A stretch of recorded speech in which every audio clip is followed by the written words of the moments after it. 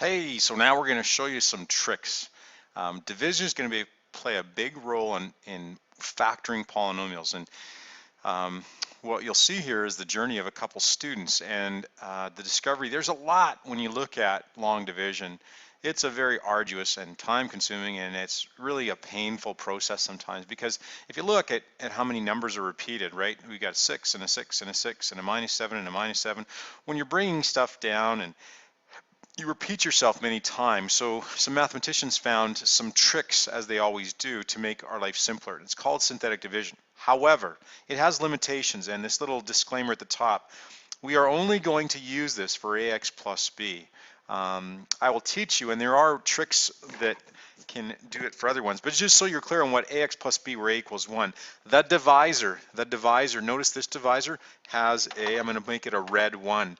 There is only one x. This method does not work very good when the divisors are. It works really good if that divisors are x plus 3 and x plus 7 and x minus 5, doesn't matter. That's cool. But as soon as you have divisors, this would make you blue.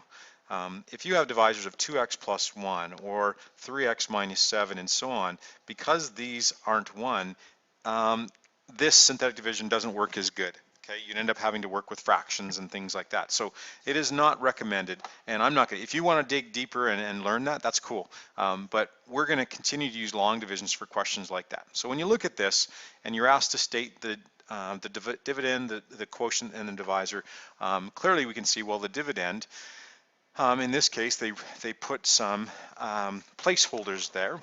So the dividend is obviously 3x cubed minus 3x cubed minus 7x minus 9. The quotient, as we saw there, turned out to be 3x squared plus 6x plus 5.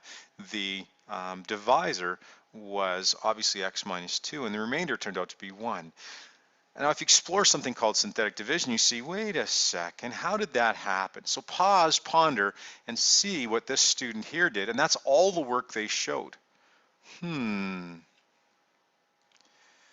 So first thing it asks you to do, and maybe you see it, maybe you don't, the first thing it asks you to do is that, where did this 2 come from? Well, you can kind of look back to here. It seems like that 2 comes from the divisor.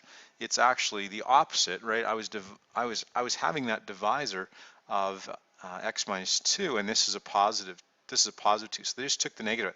The numbers 3, 0, minus 7, and minus 9, well, this comes from, right, where does that minus 2 come? Comes from that divisor coefficient. Where are the numbers 3, 0, and minus 7? Well, those are obviously the coefficients, the numerical coefficients of the dividend. The one which is circled, wait a second, that's just simply the remainder. And if you look back to where 3, 6, and 5 come from, that was the coefficients, the quotient coefficients. Those are the numerical coefficients of my quotient. As you look back to here, 3, 6, 5 was my quotient. Can you identify the 6, 12, and 10?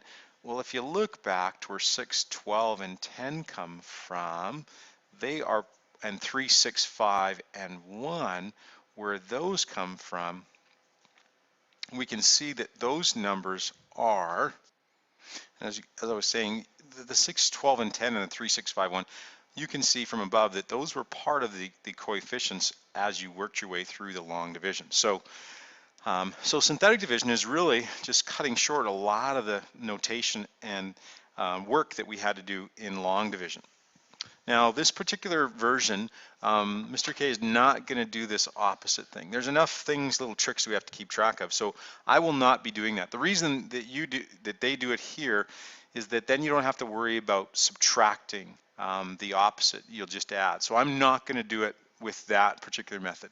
And other textbooks will show it differently, but I don't like memorizing tricks. So here we go. So if we were to do this question, Again, you could do it with long division, but how would we do it by synthetic? So I will do the work in green. So I have put a -1. So I'm going to start with, I will take the divisor and I will put the actual number right here. So I will put a -1 right there. I'm going to divide by what's there. So I put a -1 right there. And now, just like we do in long, I bring down, so I'm going to do the rest of my work in green. I'll bring down this 2 and I put it there. Now I multiply these two together. -1 times 2 is -2, and I will subtract. -3 minus -2 is -1. And now I'll multiply again. -1 times -1 is +1. And when you subtract, right, remember you're adding the opposite. So I subtract -8 minus 1 is -9. -9 times 1 is +9, and 15 minus 9 is +6. So now we look at what we talked about before. This was degree 3, right? So this right here is our quotient, and it's 1 degree less because we've obviously divided by x. So this is the coefficient of my quotient, and as you can see here, 2 minus 1 and 9, there's my quotient right there. So when I divide by x minus 1, I get a quotient of 2x squared minus 1x minus 9, and my remainder of 6 is over my divisor, 6 over x minus 1. And as a division statement, I could also write it this way as well in the second version, right? It did tell me only to write it with the divisor method, okay? We look at the next example and we say, do not forget to write placeholders, right? So again, I do the process again. I see that I'm dividing by x plus 2, so I'm only going to write the plus 2. That's the way Mr. K is going to do it. So I put plus 2 and divide that into 5 minus 6 positive, no, not positive 3, because we need to remember placeholders, and I'm missing a cube right here. So there is no x cubed, there's 0 of them, so I have to remember to put that right here. So I've got 0x cubed, 3x squared minus 2x and plus 1. Now I start the machine by bringing down the 5, and I do my multiply and subtract. So multiply, I get 10. Subtract, I get minus 16. Multiply, I get minus 32. Subtract, I get 32. Multiply, I get 64. I subtract, and I get minus 61. I multiply and get minus 122, and I subtract and get positive 120. I multiply and get 240, and I want to just extend that line, and I would get minus 239. Therefore, I go over and I write my next place. What is the, sorry, then I write my my quotient for this case. It didn't ask me to. It says use to find the quotient and remainder. So, oops, I'm just going to put this here to cover up that next part. So as you can see, my quotient there, my quotient was 5x to the 4th minus 16x squared plus 32x squared minus 61x plus 120, and the remainder was minus 239. There's another little connection that they want us to learn. So they're asking you, hey, what if you plugged in into your dividend? What if you plugged in minus 2? What would you get? So if you plug in, they're just saying, take the original polynomial right here, go back and plug in negative 2 into this original polynomial, excuse me, right there. What do you get? Well, if you plug in minus 2 there, you end up with a value of minus 239.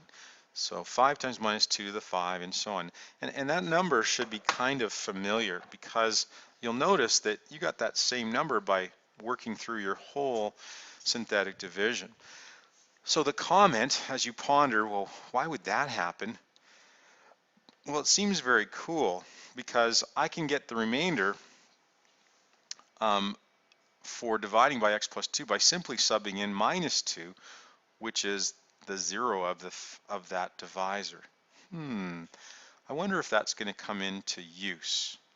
So if you just wanted to know the remainder, you could just sub in the 0 of the divisor. I wonder when that might be useful.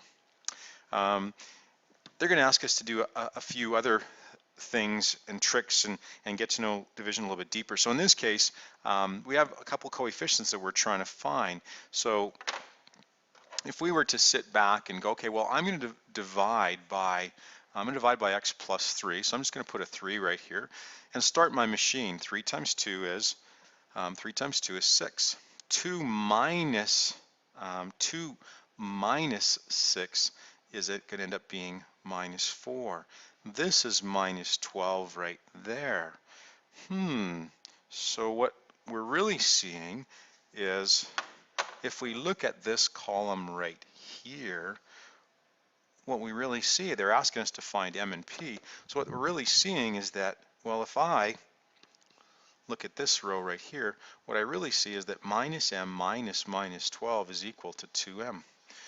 Well, if that's the case, then I really have minus m plus 12 is equal to 2m. So that means that 3m is equal to 12, and that really means that m equals 4. Well, that's cool. I know what m is. And the second thing that we know is that, well, if we look at this row right here, second thing we know, look at number 2, we know that 16 minus n is equal to p. 16 minus n is equal to p. But then that kind of makes you pause because you're not sure what to do with that. So pause and see, well, how can I find n and p? So I'm sure you pondered that, but notice that diagonally that normally you would go 3 times 2m would be where n is. So now you can look and say, well, n really would be 6m. And now I can use substitution, and I can say that 16 minus minus n equals p, but I know that n is really equal to 6m, and m is actually equal to 4, so that means n is really equal to 24. So now I can sub that in, and 16 minus, whoopsie, I guess I could have kept it red, 16 minus 24 is really equal to p, so that means that p is really equal to minus 8. And now we've got all the numbers.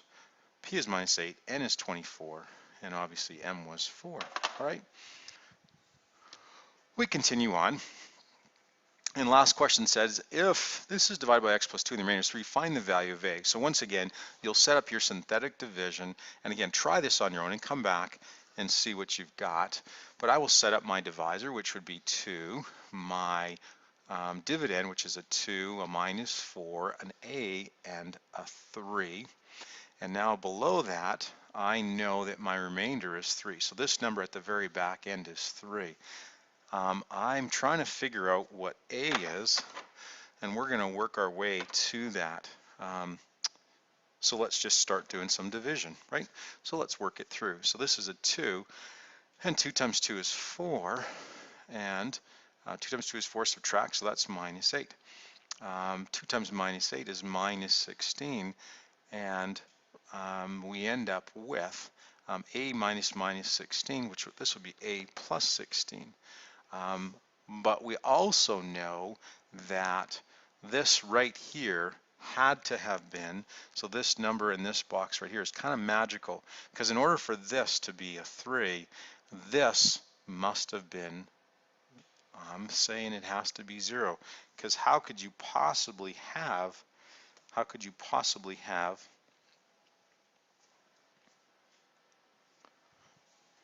as I was saying, how could you possibly have a remainder of 3 if there was a 3 above in the divisor? The only way would be if this coefficient right here was 0. Therefore, we can now write an equation, because we know that 2 times this, so in other words, 2a plus 16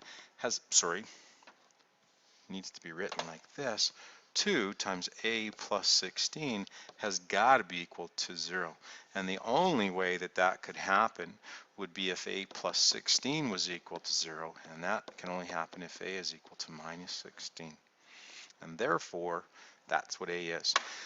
We are not going to do the little second part of this because we are not going to use synthetic division for divisors that don't have a 1. So once again, it gets emphasized. If you want to read through this and play with that, great, but we're not going to do that. It just gets to be a little bit, it's just messy, and it doesn't serve us. We're not going to worry about those divisors. All right, so you can worry about the assignment only from 1 to 7.